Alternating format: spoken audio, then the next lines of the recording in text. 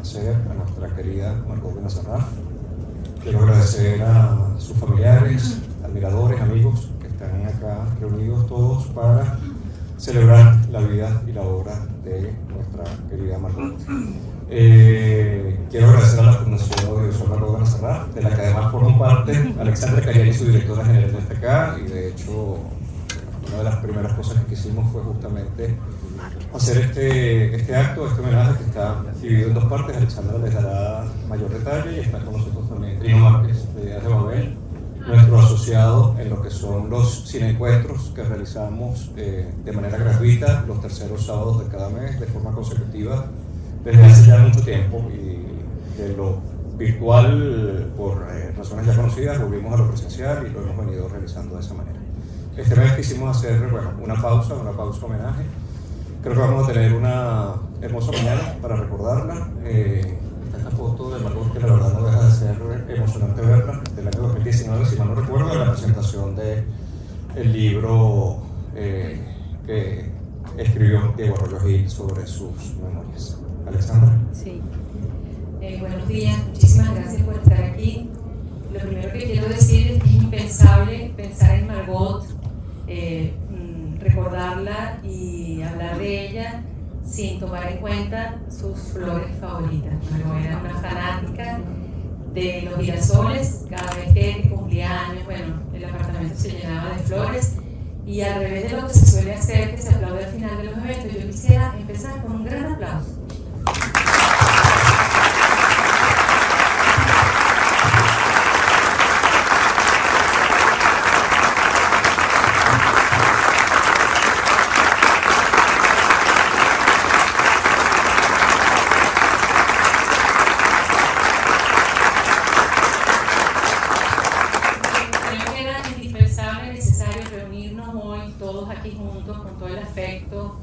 Para despedir a Margot, para celebrarla como una gran creadora. Margot fue creadora de películas emblemáticas que tienen un puesto increíble dentro del cine mundial. Margot fue creadora de instituciones culturales fundamentales para el país.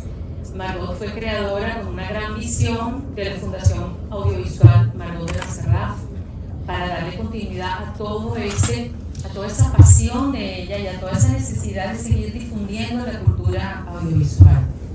Así que importante eso, despedirla, celebrarla y recordarla. Esa pasión de ella, ese haber convertido el cine en su vida, donde todo giraba alrededor del cine, sus conversaciones, su historia, sus intereses, hizo que de alguna manera, lo pensé como en los últimos días, Margot se convirtiera en una gran enlazadora de mundos. Es decir, Margot logró que hoy nosotros todos, muchas personas que quizás nunca nos hubiéramos conocido, estemos conectadas, estemos vinculadas, hagamos proyectos juntos, pensemos en el cine. Entonces, me gusta mucho pensar en ella de esa manera, como una enlazadora de mundos. Y así, ese es el espíritu del foro que vamos a hacer al final de este evento, donde personas que estuvieron vinculadas con ella, de trabajo, de cine, de cualquier ámbito, cualquier vínculo que los unió, pues den breves testimonios para ir armando ese rompecabezas afectivo de Margot. Entonces, nosotros voy a darle la palabra a Ideas de Babel, a Trino Márquez, y ya brevemente después les digo cómo va el programa. Trino. Gracias, muy buenos días. Bueno, yo no tuve el privilegio de haber estado cerca de Margot. Apenas la vi una vez en una cena, una reunión entre amigos en la casa de mi hermano Alfonso Molina. Estuvimos cordializando con ella, fue un rato muy agradable. Nos habló mucho de cine. Luego tuve la oportunidad de llevarla junto con mi esposa, la llevamos a su casa. Esa fue la única relación. Pero debo decir que estamos profundamente agradecidos en Ideas de Babel con Margot, a través de Alexandra y a través de la Fundación Audiovisual Margot Benacerraf, porque Ideas de Babel ha recibido un apoyo enorme. Estos cineforos se realizan los terceros sábados de cada mes de forma gratuita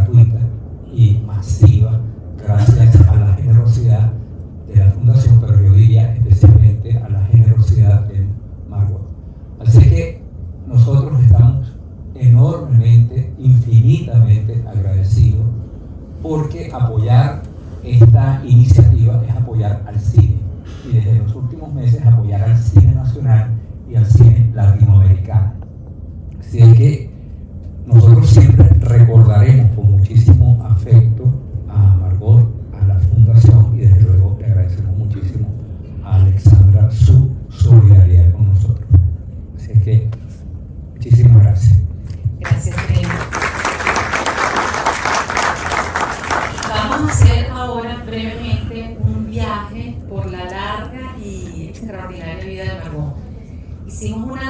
Quiero contarles primero que todo esto fue hecho con muy poco tiempo, de verdad, haciendo de tripas corazón, mientras uno tiene el duelo, la tristeza, el dolor y las ganas de hacer este homenaje. Así que bueno, pusimos todos muchísimo empeño para que salieran las cosas con muy poco tiempo.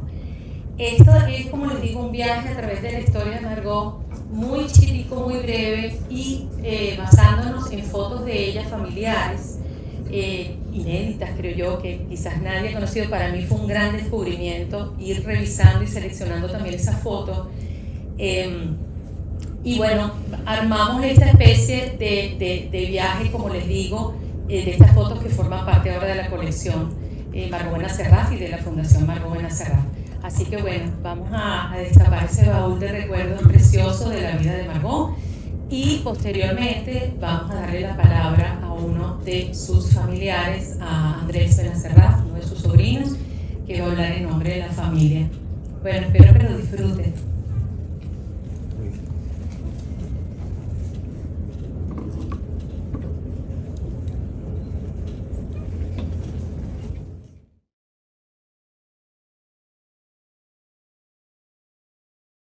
Ha partido Margot Benacerraf, nuestra querida tía nos ha dejado. Su recuerdo siempre será el de un gran legado de amor, de cultura y conocimiento. En su longeva vida recorrió gran parte del mundo, conociendo una inmensa cantidad de personas vinculadas especialmente al arte, las cuales dejaron una marca indeleble en su sensibilidad a todas las formas de creación artística. Desde muy temprana edad ya manifestaba su interés por la literatura, el teatro y sobre todo por el cine. Su primera película la realizó antes de cumplir 30 años, Reverón, que veremos hoy, y recibió grandes elogios participando ya en diferentes festivales de cine. Su obra maestra, Araya, la cual fue presentada en Cannes durante la edición de 1959, recibió 2 premios de suma importancia, entre los cuales la crítica internacional, la cual compartió con Hiroshima Mon Amour. También tuvo un maravilloso encuentro, el cual duró unos meses, con Pablo Picasso, a quien le hizo una película, la cual con el tiempo desapareció entre los archivos del gran pintor. En fin, nuestra tía Margot tuvo una vida tan rica en cuanto a vivencias artísticas de todo tipo y en tantos países distintos, los cuales incluso incluyeron China y la India. Fue reconocida en muchos países e incluso recibió condecoraciones de diferentes estados. Después de su larga estadía en París y su peregrinaje alrededor del mundo, ya hace años se mudó a Caracas, donde vivió sus últimas décadas acompañada de su familia. Nunca se casó o tuvo hijos, por lo cual los sobrinos fuimos sus hijos putativos. Si bien no tuvo familia directa y propia, por su longevidad pudo gozar no solo de sus sobrinos, pero de las familias de sus sobrinos y de una extensa cantidad de sobrinos nietos e incluso sobrinos bisnietos. Siempre recordaremos a tía Margot como una mujer menuda y frágil, pero con un intelecto y una cultura grandiosa, contradictoria a su semblante físico. Siempre llenas de historias y anécdotas interminables de su maravillosa vida, las cuales nos compartió hasta sus últimos meses, dejándonos vivencias de un pasado increíble, rico en todos los sentidos. Ha partido una gran mujer, querida y respetada por muchos, la cual dejará un vacío difícil de llenar, pero al mismo tiempo nos ha llenado en el tiempo a todos de tantas cosas. Mucho amor a ti, tía Margot, nos harás falta y te recordaremos siempre.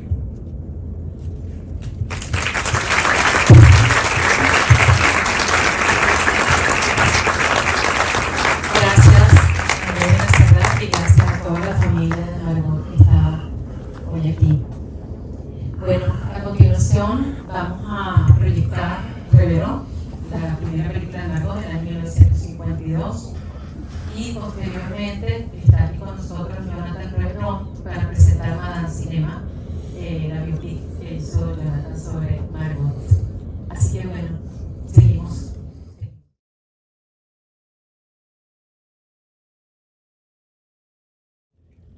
Este momento significa para todos nosotros, y a partir de ahora, la responsabilidad de cada uno de nosotros está en contar la vida de Margot, en recordarla todos y cada uno de nuestros días, porque es la única manera de multiplicarla.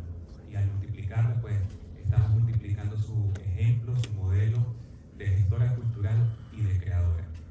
Yo ya he hablado muchísimo, lo van a ver en una hora y 10 minutos. Mi lenguaje es el audiovisual y la verdad estoy muy emocionado. Muchísimas gracias por venir y que disfruten Madame Cinema. Gracias, Margot.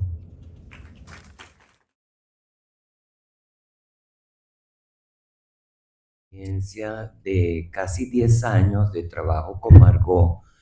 Margot me llama en los 90 y me dice que tiene la idea de crear una fundación que se dedique sobre todo a difundir el cine latinoamericano y a tener en el ojo a los jóvenes, el desarrollo de los jóvenes. Funda Visual Latina, yo soy la vicepresidente, y para mi gran, de cierta manera, sorpresa, termino siendo la directora general de esa fundación. Yo me traje una chuleta porque poco se sabe de Fundavisual Latina. Se lo decía Jonathan en su película, al final apenas hay 2 imágenes, cuando fue un trabajo sostenido, y yo creo que muy importante porque Margot era una visionaria. Margot era una mujer tan culta, tan bien informada sobre lo que pasaba en el mundo de la cinematografía y también relacionada porque viajaba muchísimo y tenía todos esos antecedentes de personajes famosos, lo cual le daba a ella un escenario maravilloso que ella siempre aprovechó, sobre todo para darle apoyo a los más jóvenes. Y por eso en Fundavisual Latina pone el acento en el cortometraje, pero no solo el venezolano, sino el latinoamericano.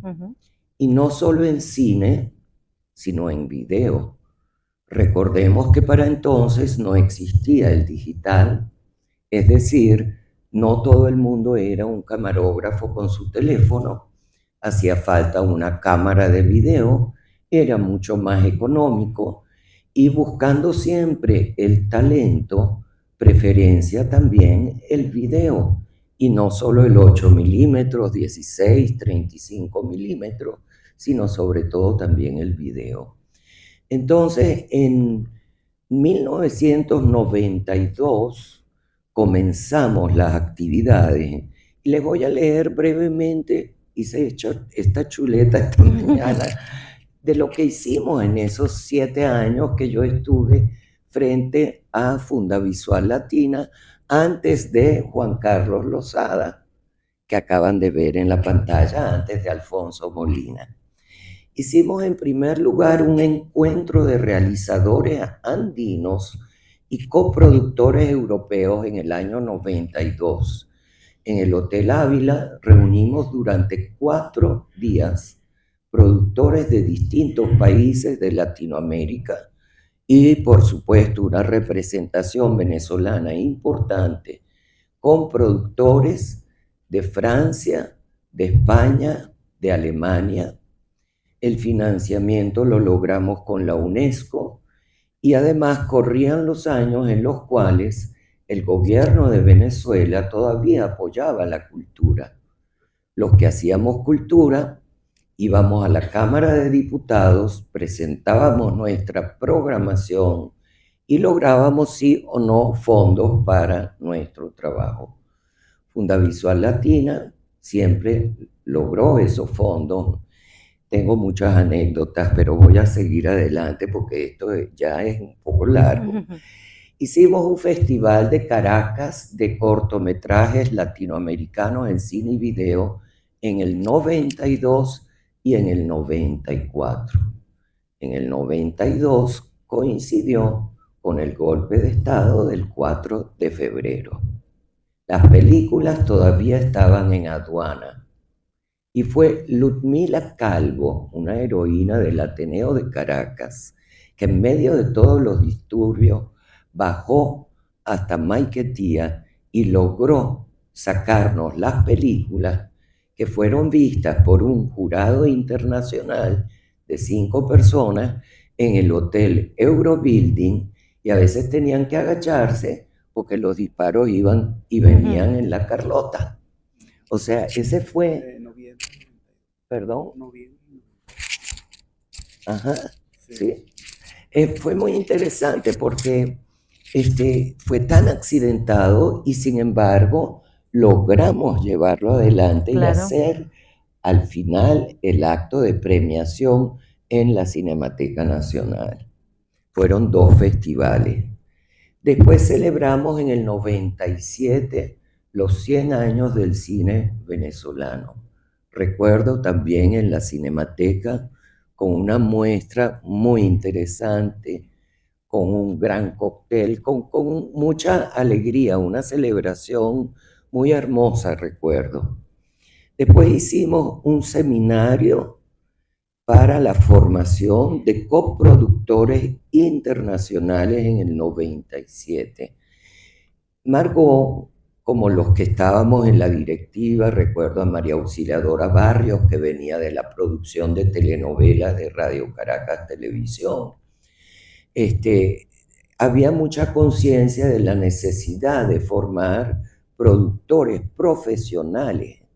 Hasta entonces, casi siempre los productores habíamos sido los mismos directores. ¿Quién se iba a arriesgar a hacer una película venezolana? Escribíamos nuestros guiones, dirigíamos y producíamos, y nuestros fiadores eran nuestros padres, nuestros hermanos, nuestros amigos más confiados, porque el retorno de esa inversión siempre era muy insegura. De ahí la necesidad de formar productores que fuesen verdaderos profesionales y conocieran sobre todo el mercado internacional.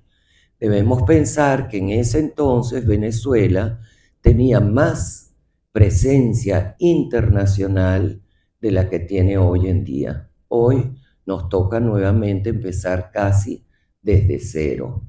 Nosotros teníamos presencia en Cannes, teníamos presencia, recuerdo, en San Sebastián, teníamos presencia, por supuesto, en Cartagena, en Buenos Aires. Bueno, aquí está Mauricio Reina, que fue presidente del SENAC y puede dar fe de que había una gran actividad. Eso para explicar por qué un seminario, y además con el concurso de profesores internacionales, porque eso es lo que caracterizaba a Margot. Así como ella tiene el gran apoyo, ¿verdad?, de Langlois, de la Cinemateca de París, para fundar, junto al Luis Armando Roche, la Cinemateca Nacional de Caracas de Venezuela, así ella mantiene ese nexo. A mí me tocó, vi la foto con Liv Ullmann, a mí me tocó viajar con ella y con Fernando Rodríguez a Noruega para convencer a Liv Ullmann que viniera a Caracas, porque todo el mundo tenía así como un poco de temor con lo inquieto que era nuestro país, siempre lo ha sido. Después un trabajo que me parece importantísimo y que yo espero realmente que no se pierda fue la base de datos del cortometraje latinoamericano en cine y video nuevamente desde el año 1967, es decir, los primeros pasos del cine latinoamericano hasta el 99, que fue cuando yo dejé Fundavisual Latina para hacer mi próxima película. Después hicimos fueron dos concursos de guiones de largo, y recuerdo que cada guión que ganaba ese concurso llegaba a ser no solo una buena película, sino una película merecedora de premios. Eso me recuerdo que nos daba muchísima satisfacción. Y culminamos con algo maravilloso que fue el primer encuentro de la telenovela latinoamericana. Debo decir, no eran las telenovelas tradicionales, era lo que se conoció entonces como la telenovela de ruptura, con José Ignacio Cabruja, que comienza a introducir temas de nuestra contemporaneidad en la telenovela. Llama la atención de un grupo de vanguardia en México que crea ese término, televisión de ruptura, esto es Argos Televisión, y vienen sus tres representantes, que son Hernán Vera, Epigmenio Ibarra y María Auxiliadora Barrios, que habían hecho la telenovela, se llamaba, caramba, ahora no, Nada Personal. Era la historia de el amor entre una mujer madura y un hombre joven. Escándalo radical en el mundo de la telenovela para esa época. Lo interesante del encuentro de la telenovela, que además es un gran evento en el Tamanaco, elegantísimo, viene TVO Globo de Brasil, viene Fernando Gaitán, que escribía solo Colombia. Las telenovelas, no eran grupos, había escrito Café con aroma de mujer y estaba concibiendo Betty la Fea, un hombre, por cierto, encantador y de una timidez impresionante. Pero también había gente como Lupita Ferrer, que se paseaba con un sombrero y todas las mujeres decíamos, Lupita, ¿cómo lo hace? ¿Qué lozanía tiene? Y ella decía, ni un rayo de sol. Por eso andaba, y fue Margot la primera la que la abordó, porque Margot tenía su coquetería. Por favor, Margot claro. era una mujer de una voluntad que uno nunca sospecharía en ese cuerpo tan frágil, y además de un vuelo, tenía ideas geniales. O sea, la abuela de la Cándida Heréndira debía ser Orson Welles. Qué mejor idea. O sea, yo disfruté muchísimo los 7 años que trabajé tan cerca de Margot, que pude ser además la que ejecutaba los proyectos, la que conseguía los fondos en el finado Congreso Nacional, donde me encontraba a las 12 de la noche con José Antonio Abreu por el sistema de orquestas y con Iraida Tapia por el INPREC, el Instituto Nacional de Previsión Social del Trabajador del Cine y de la Televisión. Y podría estar horas aquí echando historias. Gracias. Gracias. Ajá, Mauricio. Bueno, yo conocí a Margot siendo adolescente en la ciudad de Barquisimeto. Yo tenía al lado de mi casa el cineclub del Colegio de Ingenieros. Tendría yo como unos 16 años, eso habrá sido en el 86, 87. Se pasó Araya primero en una oportunidad, en otra sala más grande, 35 milímetros, y luego ella se reunió con nosotros, ella estaba de visita en Barquisimeto y habló con los asistentes. Yo era uno de ellos, yo era un niñito que que ya había leído Mi último suspiro porque estaba en la biblioteca de mi madre y me lo había devorado, Las memorias de Buñuel. Y ella, bueno, ella en su intervención, en su conversación, nos contó cómo hizo la película, cómo hacía el sonido, cómo su interés particular en captar, por ejemplo, la espuma de mar, ¿no? Cómo sonaba la espuma del agua que llegaba. Ella era muy minuciosa en todos esos asuntos. Y yo quería preguntarle por Buñuel, pero mi timidez me venció y no llegué a preguntarle. Sin saber que después la conocería y vamos a hablar muchas veces de Buñuel, de Langlois, de Picasso, de tanta gente que ya conoció, porque yo trabajé 10 años en la Cinemateca, yo también era muy jovencito, yo comencé como pasante y terminé dirigiendo la programación de la Cinemateca. Pero ella, digamos, era Margot Benacerraf la fundadora, no tenía, digamos, un cargo preciso, sino era la fundadora. Ella solía ir a la Cinemateca y a partir de allí, digamos, trabajábamos juntos, ¿no? Yo me acuerdo una vez que, eso yo lo escribí en un texto, ¿te acuerdas, Pablo? Que escribió el sobrino de Giuseppe Nisoli, el director de fotografía de Araya, escribió Maurizio Nisoli, Nisoli, ¿no? Nisoli, creo. Nisoli. Porque quería, bueno, Maurizio, su sobrino, estaba como loco buscando la película Araya en una época en que casi no había internet, no se podía ver Araya, y él, bueno, y yo lo ayudé, ¿no?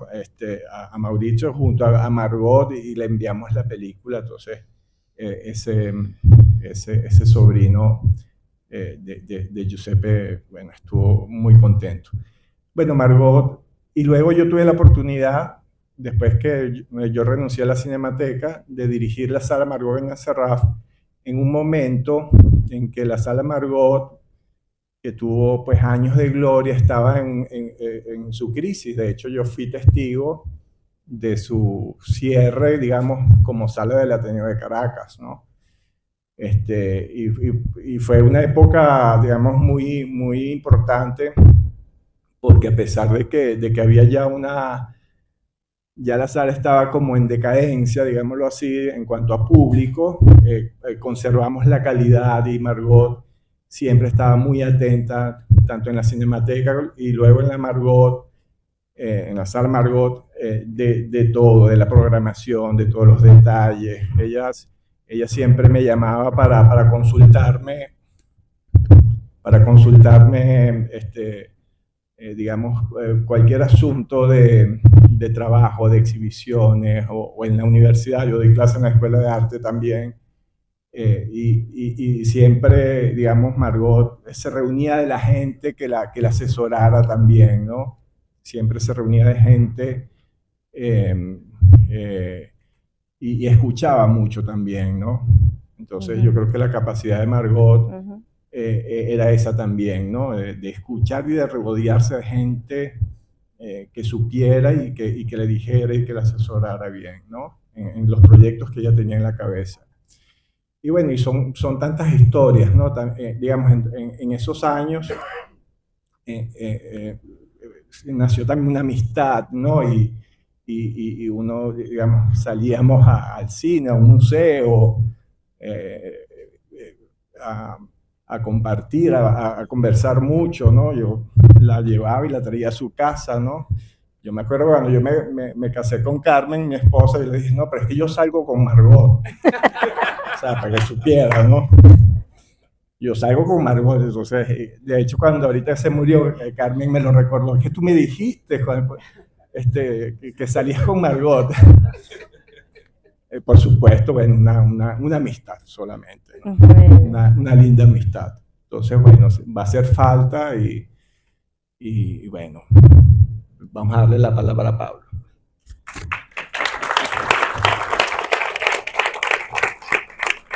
Hola, buenas tardes. Yo quería complementar lo que acaba de decir Solve con respecto a Fundavisual Latina. El primer festival de Fundavisual Latina de cortometrajes en cine y video latinoamericanos y del Caribe, creo que se llamaba. Yo fui parte de la selección de los cortometrajes que llegaron, que fue una convocatoria inmensa a nivel latinoamericano. Eran sesiones, a mí me tocó, bueno, éramos 4 personas los que tuvimos el trabajo inmenso de seleccionar ese montón de cortos que llegaron de toda Latinoamérica. Para mí fue un trabajo bastante interesante, a pesar del esfuerzo que nosotros hicimos, y de alguna manera eso corresponde a ese deseo de Margot de confiar en la gente joven. Yo en ese momento tenía, bueno, no era tan joven, tenía como 30 años más o menos, pero éramos el equipo, gente joven, viendo películas de toda Latinoamérica. Eso fue muy emocionante. Claro, fue un poco enturbiado por el golpe, la intentona de ese momento. Recuerdo que entre el jurado era la actriz famosa portuguesa María de Medeiros, y ella veía los aviones desde el Hotel Eurobuilding, planeando por toda Caracas, disparando hacia la Carlota, ¿no?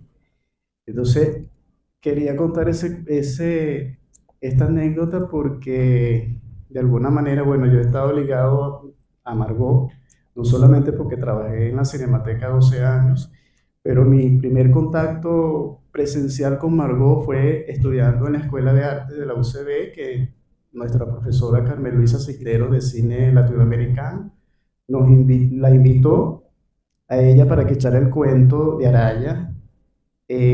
Yo en ese momento no era tan adolescente, ya tenía como unos 20 años. Y yo sentí que tener a Margot allí en la escuela de arte era como un honor. Ya habíamos visto Araya y ya sabíamos la fama de Araya.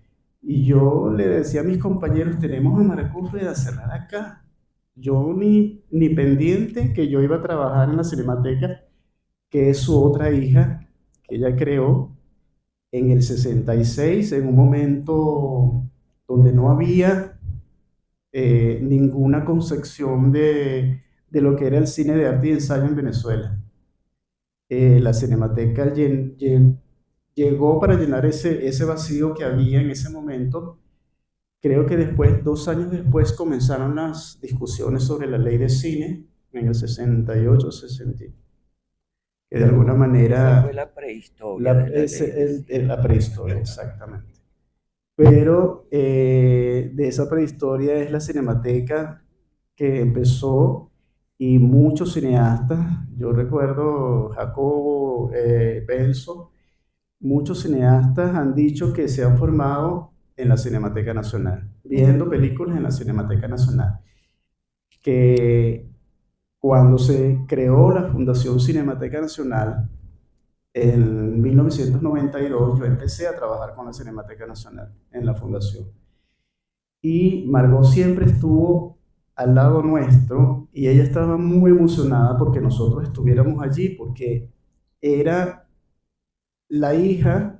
su hija, la Cinemateca, que había crecido, porque ya no era solamente las funciones de cine con la hojita multigrafiada que nos daban, la programación con películas de alguna manera rayadas. No, era una administración, era su hija que había crecido, se había vuelto una chica mayor y ya tenía otros objetivos. Y nosotros en la Cinemateca tuvimos siempre el apoyo de ella. Nunca se impuso, ella siempre estaba muy emocionada cuando hablaba con nosotros, porque le dimos ese realce ella quiso darle desde su nacimiento a la Cinemateca. Yo con ella conversaba muchísimo. Ella era una mujer, una conversadora fascinante. Ujú. O sea, ella además tenía un buen gusto cinematográfico con el cual compartía, por supuesto. Eh, Muchas veces la acompañé a los brindis de las embajadas que nos invitaban y era, bueno, un espectáculo. Un espectáculo. Y ella iba a todos, incluyendo a la embajada de Irán, por ejemplo. No le importaba. Si era en representación de ella como cineasta, a ella no le importaba. Si fuera Italia, se ponía sus medallas recibidas y ella era, me encantaba, o sea, acompañarla a ella y porque ella era una persona muy especial y con una energía muy positiva y con una energía que nunca te imponía nada, te escuchaba y ella daba su opinión y era una opinión sumamente elegante, sumamente y muy respetuosa con respecto a todo lo que ella hablaba. Así que yo tengo de Margot unos recuerdos muy bellos, sobre todo trabajando en Cinemateca, que, como dije, siempre nos apoyó en Cinemateca.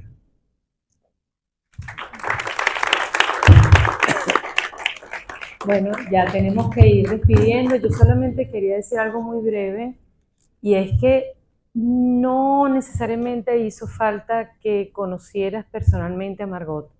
De alguna manera, todos estuvimos cerca de Margot. Es decir, los que nos formamos en la Cinemateca Nacional, los que fuimos a la Sala Margot Benacerraf, los que ahora vienen a los cineencuentros aquí en el Trasnocho, están cerca de Margot. Es decir, Margot es inmortal y eterna porque va a estar siempre cerca de nosotros en cada una de esas actividades que nos acercan al cine. Yo tengo 9 años dirigiendo la Fundación Audiovisual Margot Benacerraf. La tuteé desde el primer día, y no por un irrespeto, sino porque siempre la sentí tan cercana que a mí nunca me salió decirle usted a Margot, nunca. Y a veces le decía, Margot, disculpa, pero es que de verdad no me sale llamarte de usted. Y yo siempre la trataba de tú y ella se reía, ¿no? Y otra cosa es que alguien me comentó cuando yo empecé a trabajar en la fundación, me dijo, Margot Benacerraf es un nombre que abre puertas, es mágico. Y ha sido así. Gracias. Gracias a todos.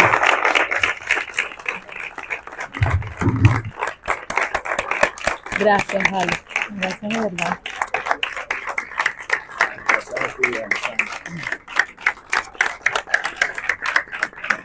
Gracias.